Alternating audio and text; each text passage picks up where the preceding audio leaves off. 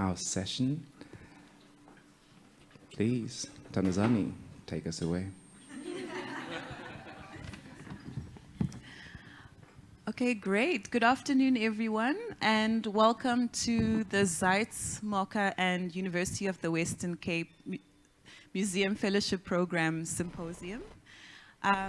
Rory Bester and I from UWC have been asked to give introductory remarks where we talk a little bit about the mission or the aim of the program. So Rory, do you want to start? So we've just completed the first year. This was the inaugural year of the program. And it's a collaboration between Zeitz MOCAA and the University of the Western Cape. It's a Pan-African program. And through this program, we look at fellows or young recent graduates who are interested in museum work or the arts, who are interested in careers such as festivals, working in commercial galleries, heritage, culture.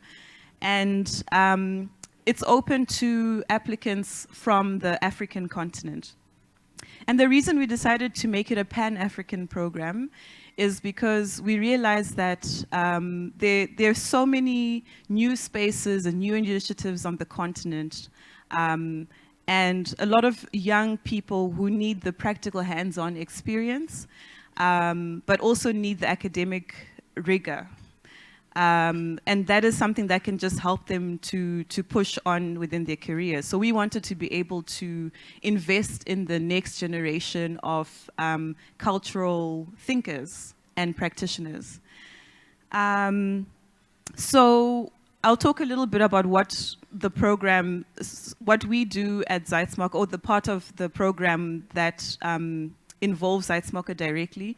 So we offer a very hands-on practical experience and introduce the fellows to world-class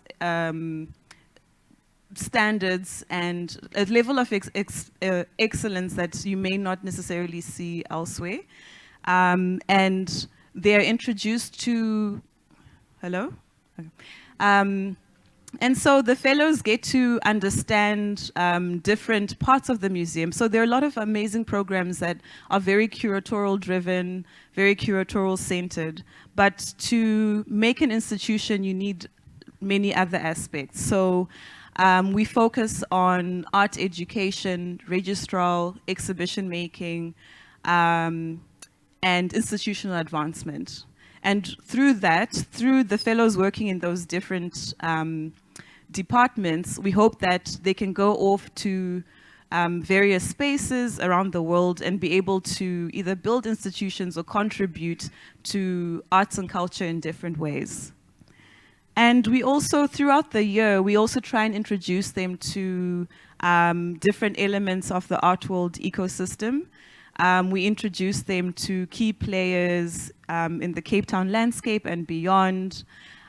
We started halfway through last year's program, we started something called Target of Opportunities, where we introduced them to thinkers, visiting curators, or different people within our various museum departments who can inspire them or connect with them in different ways. They also get education, and investing into the next generation is something that our director, Koyoko, is very passionate about. So every 2 months, we also programmed a session with Koyo, where they can pick Koyo's brain and ask her anything about the practice or ask for personal advice and what have you. And I'll stop there. And Rory, do you want to talk about the UWC side of the program? Great, thank you. Well, first of all, I'd like to congratulate the fellows on finishing their fellowship, and in particular finishing their university honours degree, and in particular the long research essay, which is the focus of what today's session is all about. It's a 10 to 12,000 word research essay that the students have to produce, that they spend most of the year working on. And towards the end of the year, it's a real crunch period, and it's very intensive working that takes place towards the end of the year. And I think what made it especially challenging for students this year was the When We See Us exhibition, which kind of opened, I think, within a day of the research essay being due. So really, I think it's an amazing achievement for all of you to have produced the research essay all on time. Nobody was late. And for the... And not only that, the Zeitz Fellows were some of the best achieving students in the entire honours program and in the long essay in particular. So congratulations to all of you for that. So this fellowship is the first of its kind in South Africa and possibly even Africa.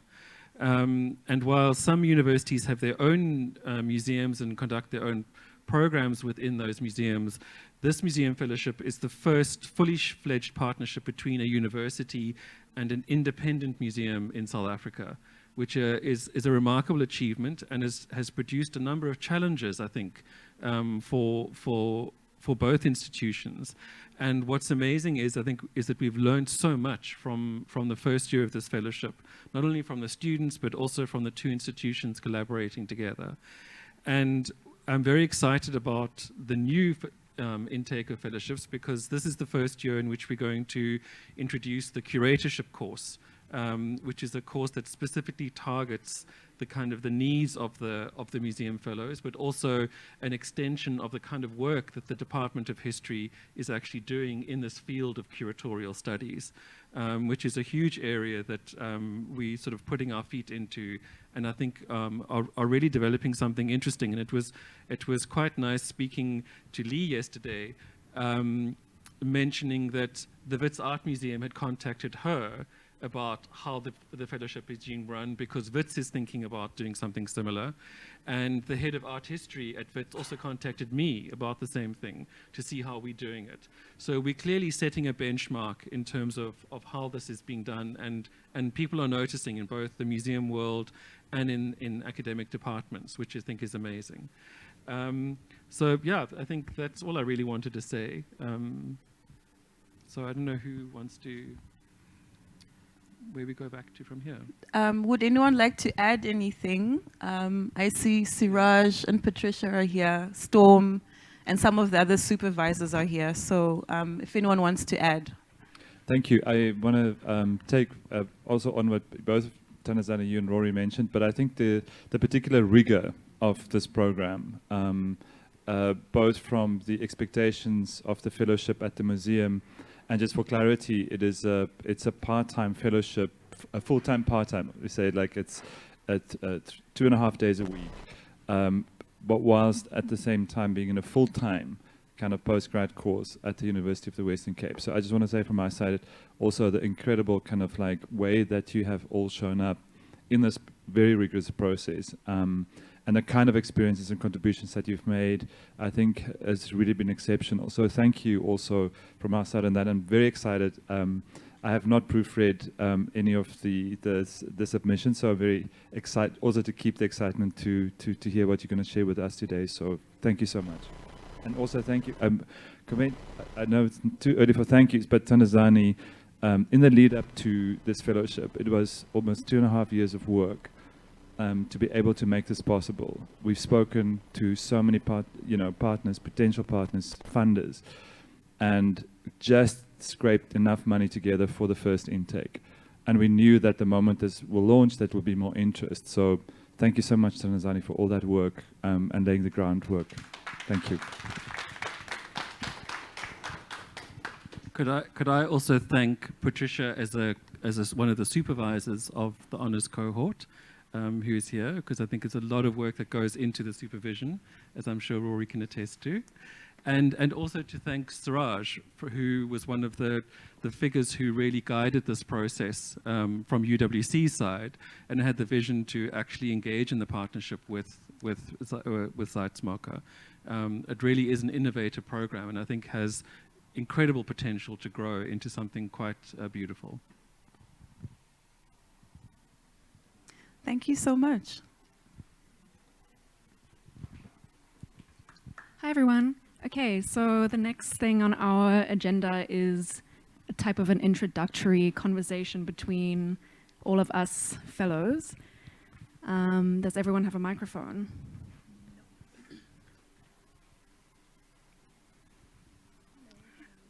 This one? Hello. Hello. Okay. Rory, you want to kick off? Or? I think Motlalepula would like to kick us off because I think the shape for this conversation, we kind of wanted to talk about how we got to the notion of transmissions and, as you can see, trans asterisk missions. But maybe if you can start by talking to us about transmissions, transformation. Yeah, okay. So there's so many places I could start because this concept of transmission is really the reason why we're here, you know. So executive director and chief curator Koya Core, can everyone hear me properly? Had this idea, and I remember when we were doing our orientation, she explained that, you know, curatorship and museum practicing and becoming an art practitioner is really hard if there's no one to open the door for you, you know. And I know that her mission is about institution building, and part of that means equipping the next generation of museum practitioners with the skills necessary to make credible and strong institutions. And so transmission for me became significant in understanding my own experience and remembering when I was trying to, you know, break into the art as a curator, and how, I mean, I studied politics and not any art theory or like any fine art degree. And I think I was only 20 years old when I realized what a curator was, that there was that profession existed. I just knew that there was a relationship between art and activism, and I couldn't articulate, you know, or place who made that possible. And it was really through the intergenerational help and conversations that I was having with my lecturers at the African Studies department at UCT, who were able to equip me with the understanding of what the role of a curator is. And ironically enough, also, I was just having a conversation yesterday with my line managers, and through that, you know, conversation and knowledge transmission, I was able to articulate, speaking to, you know, Tato Mokhosi, that my political project is actually curating. And, you know, we're only able to see how these things translate into real life if you have a generation before you and after you, and you can all conversate and transmit knowledge and produce knowledge between you, you know. And so when we were thinking about the symposium, I remember we all gathered at my house, and we were trying to imagine a way that we could translate our experiences and our research, and also reflect the mission of the fellowship, and transmission became that vehicle. And yeah, from then, when we realized that this is what was going to move our research, everyone sort of kind of just shot all their ideas. And I know MIREMBE really articulated it well through a paper that you read. And once we realized that we could take it in so many directions, you know, it was solidified that, you know, the symposium would be called Transmissions. I don't know if you want to tell us more about that paper. So it's actually a quote from Christina Sharpe's in the work on blackness and being, and it reads, "I want to think trans asterisk in a variety of ways that try to get at something about or toward the range of transformations enacted on and by black bodies. The asterisk after a word functions as the wild card, and I am thinking the trans in that way. The asterisk after the prefix trans holds a place open for thinking from and into that position. It speaks as well to a range of embodied experiences called gender, and to Euro-Western genders dismantling, its inability to hold in on Black flesh. The asterisk speaks to a range of configurations of Black being that take the form of translation, transatlantic, transgression, transgender, transformation, transmogrification, transcontinental, transfixed, transmediterranean, transubstantiation, transmigration, and more. And when we were thinking about that particular quote, we're also thinking about the research that we have done, specifically thinking about when we see us and the ways we can apply the trans prefix to the different research that we have done. My particular research was thinking across these two exhibitions and the ways in which they think about Blackness. So to think transnational, to think transculture, to think all of these things, it became a space that could also, trans became a prefix that could hold all of the research that we have done together, and also a way to think about how we have worked across difference as well, because we have different research projects that are almost about the same thing, but go off in very different directions. And it became the kind of prefix that could be able to hold all of those different things. Yeah, so we thought that this would also just be a good moment for each of us to maybe explain our titles for today with the trans prefix. So mine is called Transactions. So I'm also sort of the odd one out here because I didn't actually write about when we see us, but I wrote about institutional practice. And so what I was proposing is this methodology called constituency. And that, I'll obviously explain it in a lot more detail in my presentation, but it has to do, essentially it's premised on a methodology that is about centering relationships. So the transaction thing became quite interesting to think about in two forms. So the one, obviously a transaction is an exchange, and that's a big thing that is mentioned throughout the methodology, is this mutuality and exchange. So obviously transaction, but then also it was important for me to do practice-based research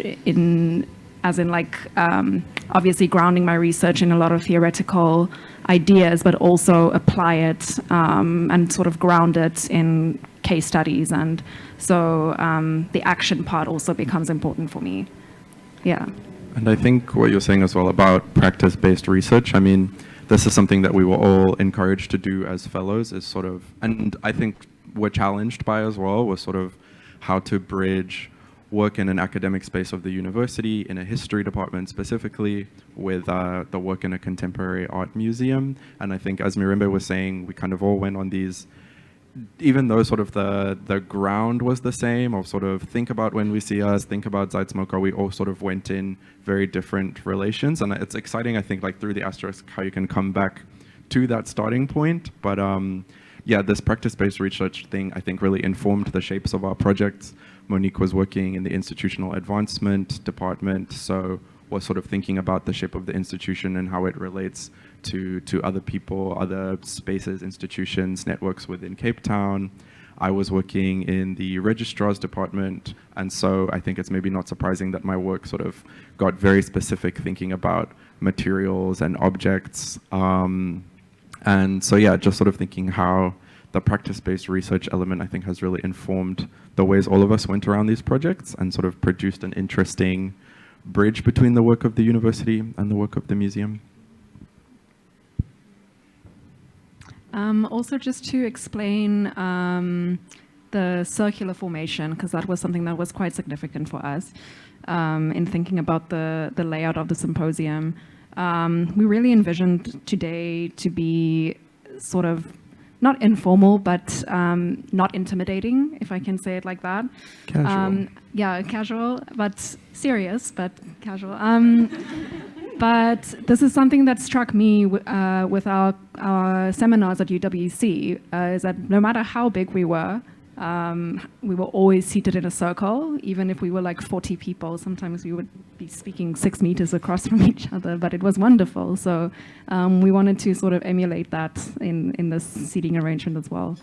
And also to think about, I guess, alternative ways of symposiuming, especially because we're here with people who have taught us, with people who have worked longer than us to share our research. So it didn't necessarily make sense for us to be standing on a podium up there and like preaching in that sense. And also to sort of create that sense of sharing, and also to open this up in a way to invite all of you to participate in these conversations with us. We hope that this format sort of encourages that participation, so you can jump in, I guess, anywhere you feel like. That was very intentional on our part. And also, we produced a little zine, which we're all very proud of. And you will will distribute that closer to the end of the day. So yeah, something to look forward to as well. Does anyone have any other comments? MIREMBE or Motlalepula, do you guys want to explain the trans prefix in relation to your presentations as well? We still have a bit of time. Yeah, so for me, having said, that my political project is curating, when it came to the prefix trans, I was really concerned with transformation and how curators can facilitate that, both in the contemporary arts and in museums as well. But for me, it's not just about transformation, it's also about transfeminism, which is a very big curatorial lesson that I learned whilst, being a student activist and trying to decolonize institutions. Transfeminism made me aware of the kind of intersectionality that curators need to approach, their work with. And yeah, so when I looked at it, transmission, transformation, and transfeminism, it wasn't even just a play on the title of the symposium. It really was a good way to describe how these concepts intercepted to document the last 10 years of my life, from like when I began university in 2013. And so the word trans has been like real, like not just conceptually, but on an experiential level, a really potent vehicle for like inserting many ideas that essentially for me, the importance of that is that, we bridge and actually result in tangible change. Yeah, but I'm gonna be the first speaker, so we'll be talking about that in a few minutes. It's not rush. I think this is also something that we discussed that day when we decided to use this as our symposium title, was also, what if this gets misconstrued as we're talking about trans people, or we're talking about, and we're like, actually, we're okay with that if it gets misconstrued in that way. We're okay with that because also the work, for example, that I focus on in my research is very queer work in that way. So if it does get misunderstood, it's not a misunderstanding. We are also okay with that in a way, a sort of queering of the symposium without necessarily saying that. Yeah, and I think also to that point of, I think in our everyday speech, when we say the word trans by itself, obviously we're sort of making reference to transgender people. But I think the thing that I appreciated about that Christina Sharpe text is that whilst her work is really sort of rooted in a transgender identity or in thinking about transness in that way, and obviously thinking about blackness in specific ways, she's really able to stretch the term and sort of point to, like, as you were saying, it's sort of its expansive capacity. So I don't know, I'm also I think many of us are kind of like etymology nerds, so sort of being able to like crack open a term like that and have it make space for all these different types of thinking, to have a term in movement like that. So yeah, I don't know, maybe I can even point to our little graphic in between the transmissions. We tried to also point to other word formations that can still come out of trans, right? So yeah, and I think this has been something, just to come back to what you were saying, Em, about working across difference. As fellows, I think we're all very different people from very different backgrounds. As colleagues at the museum and at the university, we're all very different people. And so it's sort of, if we think as trans as sort of being rooted in motion, it's like, how have we worked across difference? How have we moved ideas and concepts between each other? And not necessarily vertically, but sort of maybe in a circular formation, you know, things moving out and moving back in again. So yeah, I'm just really excited about how this one small prefix can hold a lot. Does anyone have any other comments to add to that? No? I mean, I guess I will say one last thing is also that the value of being in a fellowship cohort, I guess, for my research has been that a lot of my thinking, for example, about photography was informed by Rory and Ange, you know, discussing these ideas for them as people who have studied photography before me. So it was very interesting to have that exchange as well, that transaction. So yeah. Great. Okay, I think that we are now going to take a comfort break up until 5 to... 5 minutes, just 5 minutes. Oh, we're actually we have a little bit more time for people to drink coffee and things. So the first presentation will begin at 5 to 2. Thanks, everyone. Thank you.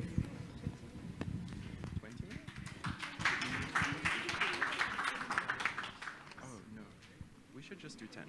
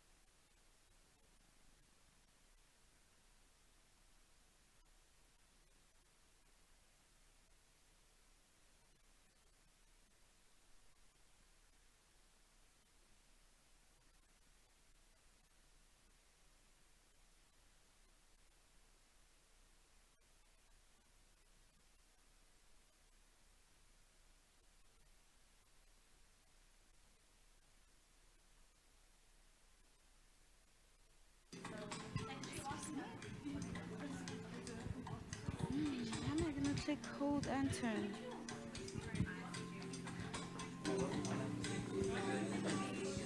Okay, welcome back, everyone. We can. Okay, we also just want to mention we created a playlist for today. If anyone wants the link, they're welcome to ask us. We're all very proud of that as well. Okay, so I think we're ready for our first presentation with Motlalepula, titled Transformation and Transfeminist Offerings, the Ethics of Queerating Blackness. Great. Thank you so much, Monique. Good day, everyone.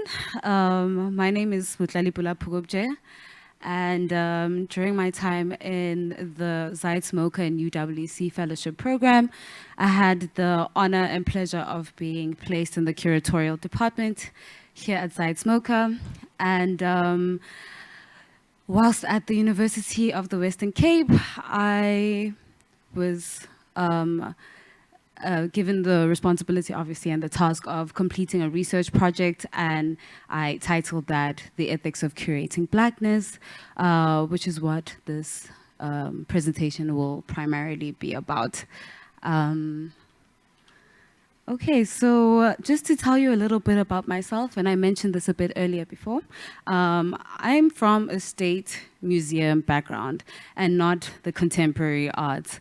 And so whilst I've been in this space, and it's been very necessary to my curatorial practice to understand what it's like to be a curator and what the responsibilities are and the obligations are to artists, this is not my familiar settings. And I realized that I navigated, during my time in this fellowship, this institution with a lot of nervousness, and that's not something that's like I can easily detach from, So as I go through this document, which is about art and which is about something I'm really passionate about, which is museums and curating, I hope that you can bear with me as I process things very slowly and just, make room for hiccups.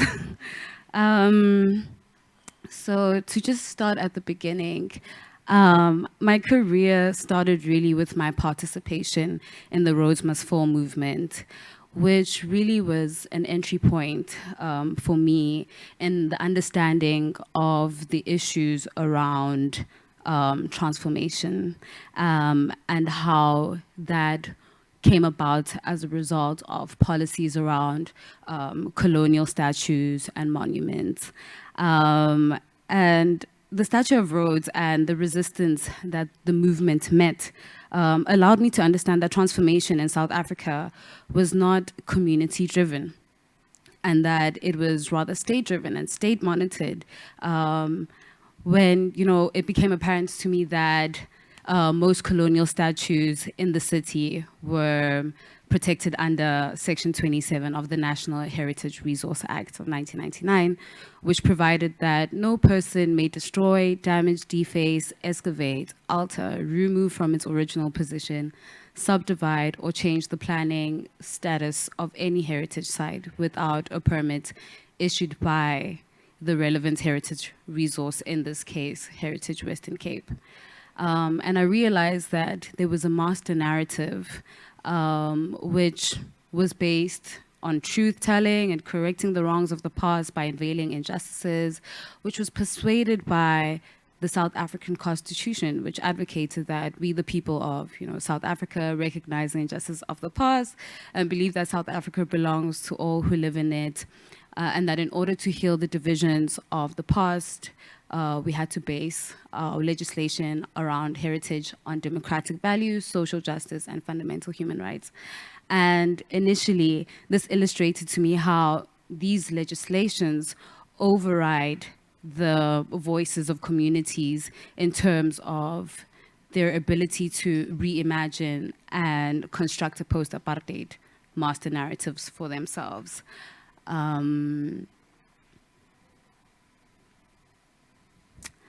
But the fall of the statue, it made me understand that the idea that the state is unchangeable or immovable and unshakable when it came to its position on colonial heritage and keeping it unchanged was not true. And I think I speak for all of us who were there on this day to witness the statue falling, that once it fell, you know, we became, as a movement, adamant on decolonizing the institution, insatiable. You know, we truly believed that we could go on to decolonize the country. And we then took on the task of ending outsourcing, and we were successful. And we then made the national call for free decolonized tertiary education in our lifetime. And you know, like during that year, which was like 2016, 2017, the fee increment was paused and didn't continue. So there was so much reason to believe that if we just pushed, you know, we could actually make these real changes. And a very popular quote at the time and phrase was what Frantz Fanon said on how every generation has, out of relative obscurity, the mission, you know, its mission to discover, and ours was ending institutional racism and decolonizing South Africa.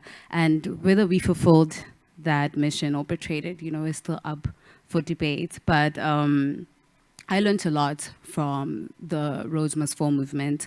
The movement came to an end ultimately, but before that I learned another very valuable and important lesson, which I touched on a little bit earlier before, and this pertained to how I realized that curating is supposed to be thought through with a lot of nuance. On the 9th of March in 2016 at the Center for African Studies Gallery, RMF hosted a multifaceted exhibition which attempted to echo and reflect upon the untold histories and stories of Black pain, and also the collective agony of people whose plight could no longer be ignored. Included in this exhibition were archival photographs that captured important moments in the movement's history, as well as banners and audiovisual material and other related objects that were associated with, you know, our attempts to decolonize. In the build-up to the opening of this exhibition, the program began with a revisiting of significant sites where RMF events happened on UCT campus, and it began at MIREMBE Building, which was Azania, and moved to Upper Campus, and there was a lot of performance arts going on. It was really, really dynamic.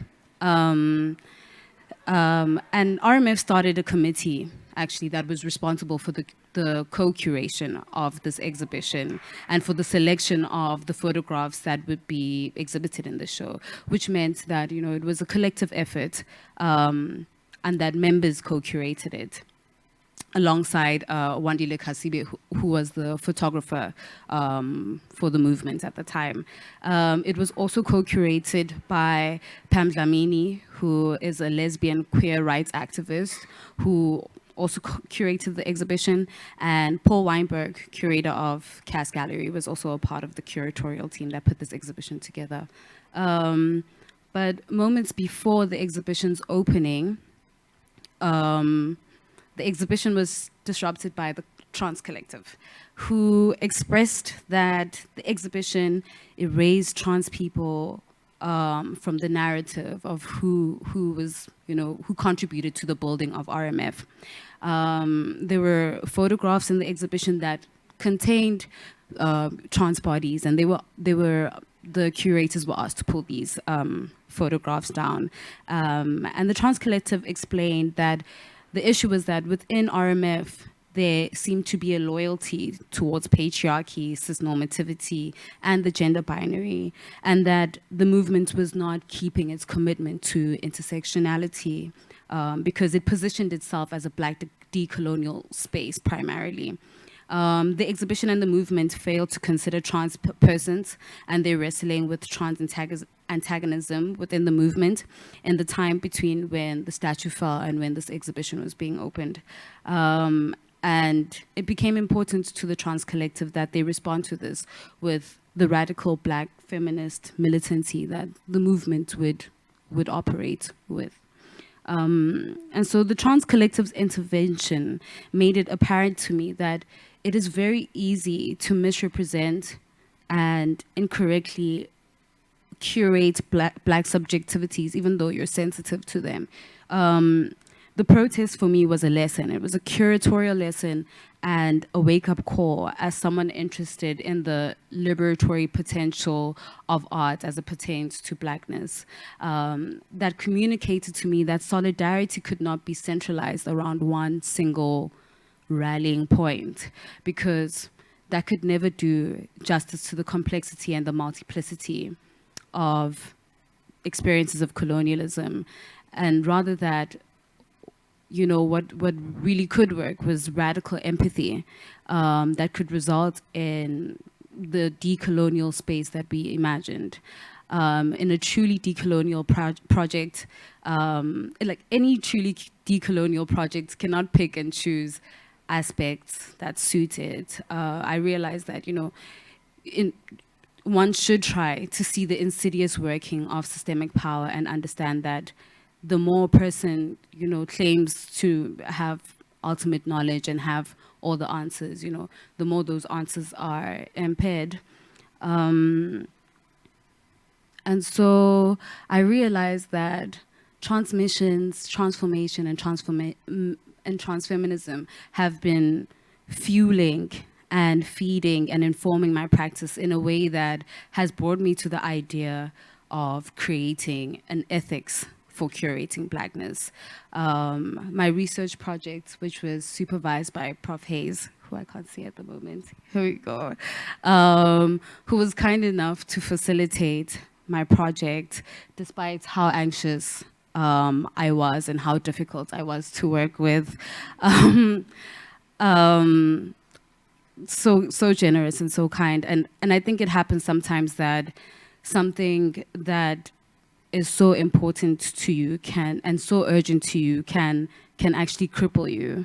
And I'm really grateful here for the radical understanding that all of my supervisors showed me at UCT whilst I was there. So thank you to Prof. June Bam Hutchinson, who also supervised me during my African Studies postgrad diploma, and to my supervisors and everyone who lectured me at UWC, and to my supervisors at Zeitz MOCAA as well. So Prof. Hayes, Tandazani, Kanye, Beata, the whole curatorial team, and Tato Mohosi, thank you so much for the knowledge transmission, the transmission of knowledge. And so to explain my research and my curatorial practice, I like to frame it around this idea of an image activist. So Yaba Blay is a scholar, activist, public speaker, and cultural consultant whose scholarship, work, and practice centers on the lived experience of Black women and girls, with a particular focus on identity, body politics, and beauty practice. She's also a social media activist, and she's launched several campaigns such as #PrettyPeriod, which is really about colorism, and #ProfessionalBlackGirl, which is also about like representations of Black women in the workplace, which all make up her multifaceted and multi-platform digital community. She identifies herself and the work that she does as image activism, which she describes as being the work of committing to changing the image of Black people in general, but Black women specifically. And it is this recognizing of the fact that we're overwhelmed with negative images of ourselves, and this impacts how we see ourselves, particularly how, you know, young Black women and young dark-skinned Black women see themselves. And I really appreciate that nuance that Yaba Blay moves with. This activism is really to show people that Blackness is the rule and not the exception. And it's by using positive images of Blackness to do this. And so this really explains what I aim to do with the ethics of curating Blackness. To essentialize it, I found it necessary at some point to create, if I'm being quite honest, the kind of propaganda that would supersede state legislation on how Blackness is represented. And I wanted it to be created from the ground up, to really be consensus-based.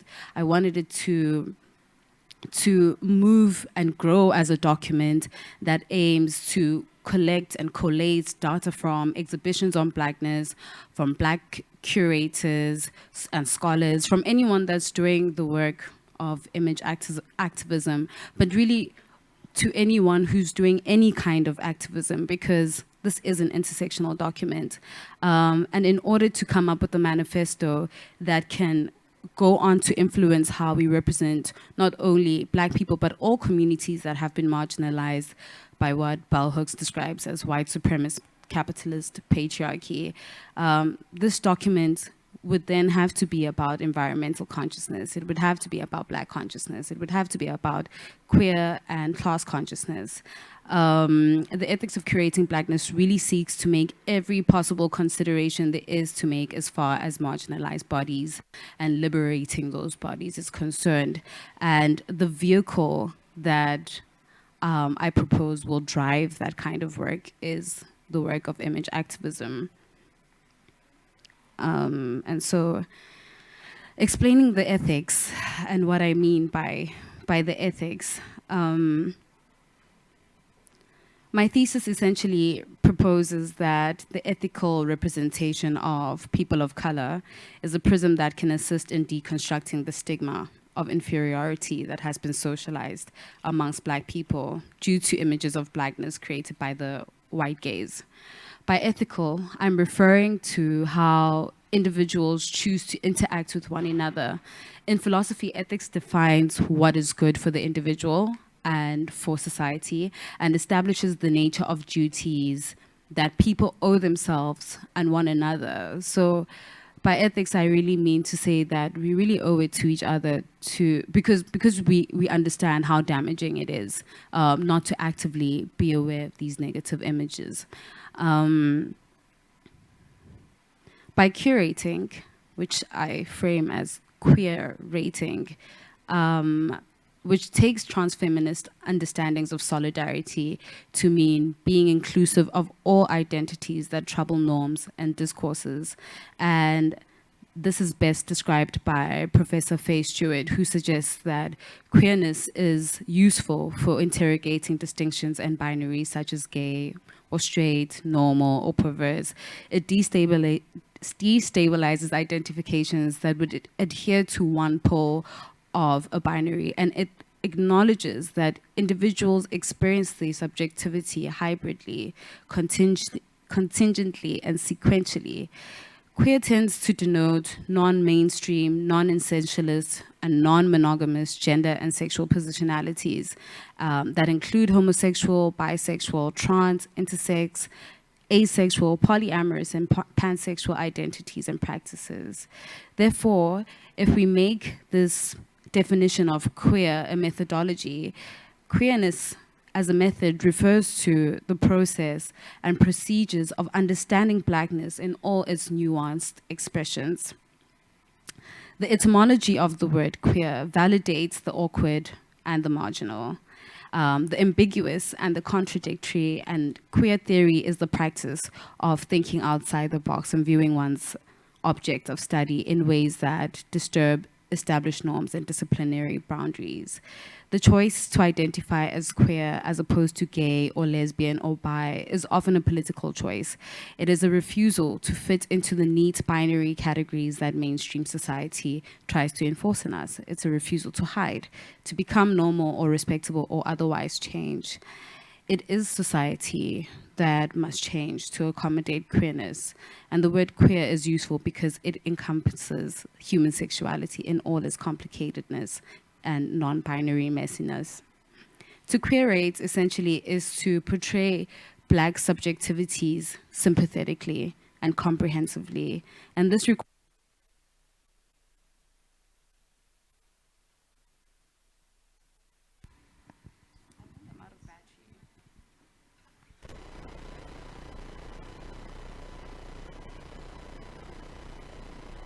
intersectionality, which in this instance can be understood as a methodology.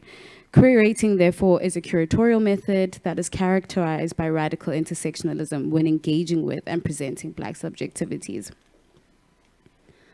I truly believe that this approach has the potential to resolve the continent's present issues with maldevelopment. Therefore, we must begin to surface what these ethics are, to employ them into our depictions and exhibitions of Blackness. This body of work expands on the nature of these ethics and further discusses them in relation to some of the curatorial decisions made in pairing several works in When We See Us, a Century of Black Figuration in Painting, which was an exhibition that Zeitz MOCAA opened to the public 3 months ago that I had the privilege of working closely on. Coming into this fellowship and finding out that the curatorial department was working on an exhibition which was not only flipping the idea that representations of Blackness are always tragic, but was weaponizing joy in order to celebrate how Black people have been seeing themselves and writing themselves into history for the last 100 years. And so doing the work of image activism, for me, felt like complete divine timing. It almost blew my top off. I couldn't believe that it was happening whilst I was the first, group and cohort. And I knew then that I would use the curatorial strategies and steps taken by the chief curator, Koyoko, and curatorial assistant, Thandazani Hlagama, and the entire curatorial team to develop this research. I aimed to source out of this exhibition some of the ethics that they used to make this a successful exhibition on Blackness, seeing itself. And how I identified curating Blackness in When We See Us was, firstly, I recognized the ethic of curating a show by Black artists about Black people, defining how we see ourselves, and recognize the Black consciousness ideology in doing that. Secondly, were the important intergenerational links that illustrated the continuum of Black figuration in painting, which I thought was a really important ethic. Thirdly was the Pan-African and pan-diasporic ideological approach of presenting this continuum, which proved to be rigorous. There was also the aesthetic generosity, which considered mixed media, artworks, and which made room for different forms of painting. In essence, also, it was the actual flipping of the stereotypical associations to ones that were more positive and more representational. It was the drawing of the parallel aesthetics, which the curators used as a method of looking at two works which wouldn't typically be exhibited alongside each other in a way that attempted to reveal their aesthetic, geographic, chronological connections. Another very important ethic for me with When We See Us is how it canonized the artists through the When We See Us publication by researching their biographies and their practices and locating and solidifying them in history and taking part in the artists that were in the exhibition becoming visible. It also had a sonic interpretation, which included musicians in this narrative who also played a role in influencing art, painting, and figuration. I noticed that it shifted visibility. It really tried its hardest. We all tried as a team to shift visibility from America and South Africa to other countries on the continent and in the diaspora. And lastly, an ethic that I found to be really important is that it included a timeline which connected political movements to the influencing of the creation of different art schools and collectives, art forms and art trends, publications and writing festivals and exhibitions, and it did this in a very indicative way and not in an exhaustive way. The themes used to organize this curatorial activism were the everyday joy and revelry, repose, sensuality, spirituality, and triumph and emancipation, which I found to be relevant because, you know, these are explicitly positive categories which are easily recognizable and associated with Blackness, which I thought made them very accessible. In my thesis and in the zine, which you will receive later on, I looked specifically at the ethics that curated triumph and emancipation, juxtaposed by Wilfredo Lamb's Femme Violet and Amy Sherald's Varsity Girl. And what I found to be really politically profound here was that triumph and emancipation is an association you would really make to colonialism. And by having this juxtaposition at the beginning of this exhibition, being the first narrative that you encounter as you come into the space, really flips that association, because you have two portraits of female figures, you know, standing. Amy Sherald's Varsity Girl, you know, is a figure standing, and Wilfredo Lamb's portrait is a female figure, conservative, but still very confident and still very strong, you know, showing her collarbone. Just, for me, this was an important association and flipping of a narrative from what one would assume, you know, a theme would make about colonialism, to rather maybe the evolution of femininities and the triumph of feminism, rather. And I made these different associations with two other themes, and the following one was spirituality, which for me became very important considering the negative associations that are made on African identities regarding their beliefs, which became you know, associated with the kind of racism that we experience because of colonialism, where, you know, black people were portrayed as being beasts or being otherly because of their divinations or their spiritual practices. And what I noticed about spirituality and how it was curated was that this theme was really not reductive. It didn't specifically frame anything as being about Christianity. It really leaves the viewer open to a lot of different narratives and associations that they can make to spirituality.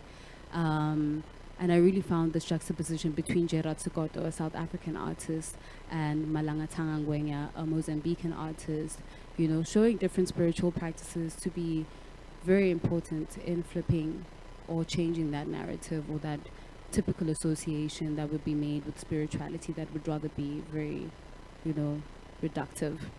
And the last narrative that I found to be very interesting was joy and revelry, and this wasn't the juxtaposition that was offered by the curators, but I found a very important narrative that was coming out of, you know, the comparison between these two works. And the first one is a work by MOCAA, and MOCAA is an artist from DRC who was born in the 1950s, and another artist who's from the DRC, Cynthia Sifa Mulanga, who is from the DRC as well, born in 1997, but you know, lives and works and practices in Johannesburg. But I really enjoyed how they both approach the idea of joy, you know, differently. MOCAA really depicts a scene about, you know, black fun and black joy in a scene that's outdoor. But, you know, the associations that I made with this work were a kind of joy and attachment to opulence that was very accessible. Sifa Mulanga paints her figures in a very opulent, very materialistic sort of way, and I like how through that narrative you can see that joy can be expressed in many different ways when it pertains to blackness. You know, it can be in a drinking hall in a pub, you know, just a local tavern, or it can be in a very opulent setting. You know, I really enjoyed how this theme was not about. It was not too materialistic, and these three narratives for me that came out of how the curators exhibited or curated the show were particularly powerful for me. And so that's really what made up the ethics of curating blackness, as far as my research and my thesis, my honors thesis goes. But the ethics of curating blackness has a different approach now that it's outside of the academy. The Transfeminist Manifesto, which is a document that I came across whilst I was, you know, completing my thesis. It was a really inspirational document because of how succinct it was in pulling out of the nuances that relate to transfeminism. This document, the Transfeminist Manifesto, was written by Emi Okoyama, who's a Japanese-American activist, artist, and independent scholar. Koyama's work discusses issues of feminism, intersex human rights, domestic violence, and sex work, among many others. And she is best known for this essay, so the Transfeminist Manifesto, which has been republished in many anthologies and journals for transgender studies. Her manifesto was particularly inspirational to me because of how nuanced it was, but also because how she articulated its primary principles and its ethics. Okoyama's transfeminism believes that a society that honors cross-gendered identities is one that treats people of all genders fairly because of our existence, because our existence is seen as problematic only when there's a rigid, you know, gender hierarchy. Transfeminism believes that a society that honors cross-gender identities is one that treats people of all genders fairly because our existence is seen as problematic only when there is a rigid gender hierarchy. It is essential for our survival and our dignity that we claim our place in feminism, and this is what she draws out, not in a threatening or an invasive manner, but in a friendly and cooperative way. Initial suspicion and rejection from some existing feminist institutions that are only natural, especially since they have been betrayed so many times by self-identified pro-feminist men. It is through our persistence and commitment to action that transfeminism will transform the scope of feminism into a more inclusive vision of the world. And these are the ideas that she puts forward in her manifesto. For me, I believe that the best way to move the ethics of curating blackness is to allow it to be a more consensus-based document. And what I'm looking forward to doing is really being on the ground, considering how the research project initially was more academy facing. I plan for a future for the ethics of curating blackness to become more of a manifesto, in the sense that I want to reel people into the idea of this collective contribution that we can make to curating blackness in a way that is meaningful. And so it's going to be about, you know, traveling with this document, but also making those interpersonal connections that make it rich and make it real and allow it to actually affect real change. And so lastly, the document is really about radical care and radical empathy and making these things, you know, the center of how we operate in our politics and in our careers as museum practitioners. And so, yeah, that is the ethics of curating blackness. Thank you so much. Thanks, Motlalepula. We've got time for 1 or 2 questions. So does anyone have any questions they'd like to ask? Hi, Motlalepula. Thank you so much for sharing. It's so good to see and hear how your thesis clearly has evolved. I think I mentioned to you yesterday that I was very excited to hear you speak today about your research paper because of the kind of language you had about curating blackness at the beginning of the program last year, and I was curious to know how that has evolved given your experiences in the program, but also your thinking process and the kind of literature you were reading for your thesis and your research, and then of course this third component, which is the When We See Us exhibition, sort of providing you with a very incredibly suitable case study. So, I mean, I'm curious, would you be interested in having or expanding on the futurity of what you propose as the ethics of curating? Would you be interested in entering into a conversation with someone like Koyo, who I think would provide that space for you to sort of dialogue about your ideas around this idea of the ethics that were applied in When We See Us, the work that she and Thandazani and the team did there, and what that application of ethics, curating blackness would look like in a specific curator's practice, like Koyo, and others that you will obviously encounter as you travel, like you say, and the conversations that you have with people moving forward around building on this document. Thank you. Should we take a second question, or should I answer that question? Okay. Thank you very much.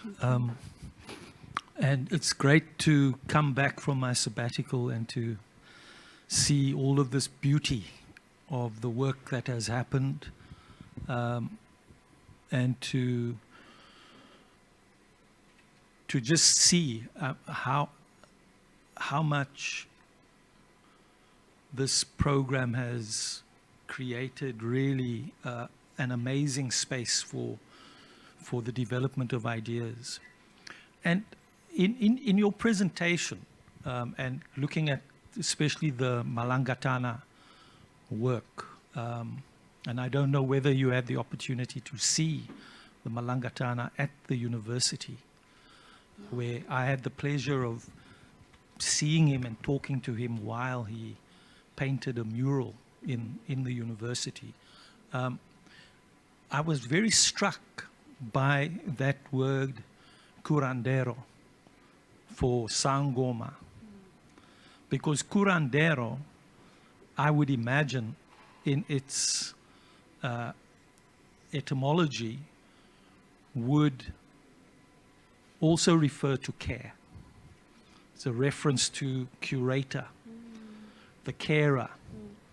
And of course, the concept of curator, especially in the museum sense, sets up quite a passive, caring position, whereas you're making an argument for an active caring. In fact, queerating would be the way you would see an active and an activist caring. And I wonder whether that activist caring can also be a sangoma.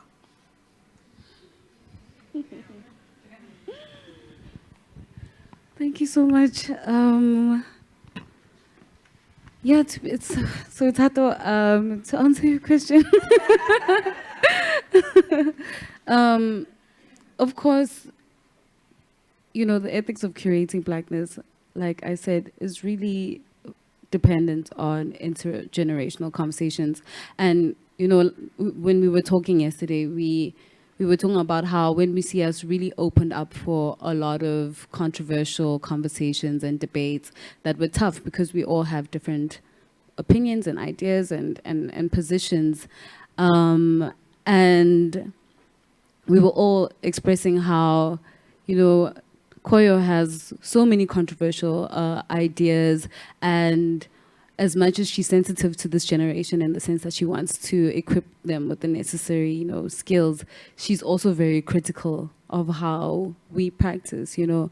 For me, it is absolutely essential that we have those conversations and those debates, and that whatever ideas I have that I feel so strongly about are collapsed, because that's where the ethics grows from. It really is about what different curators and different ideas and thoughts, and what's essential is that there's no blind spot, right? And everyone's opinion becomes then a way to move through curating ethically, because it becomes comprehensive and acknowledges anything that could possibly happen, you know, and has some sort of foresight to curating, which I think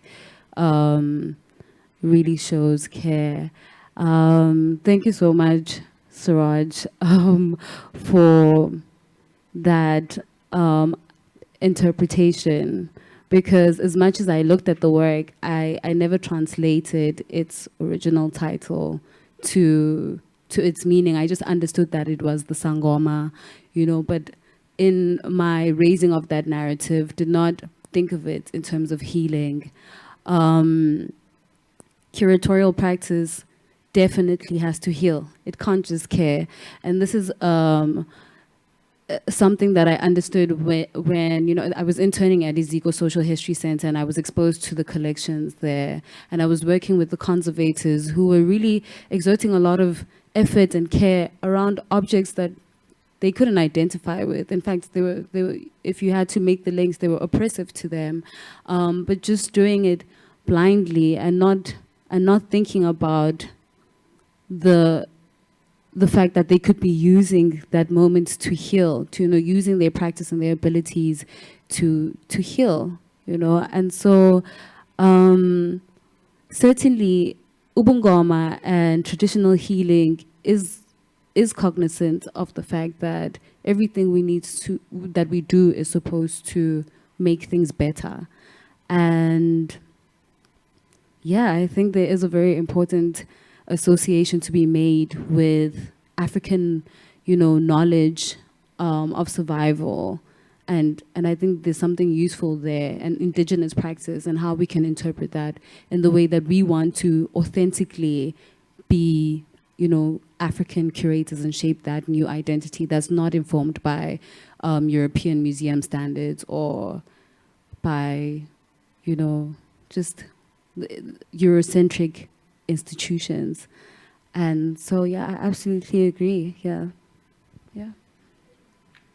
Is there any other questions? Otherwise, we'll take a bit of a break. Yeah, I think we need to finish now. Our next presentation is going to start at 1:45. So if everyone just wants to take a few minutes. Thank you so much, Motlalepula. Thank you everyone.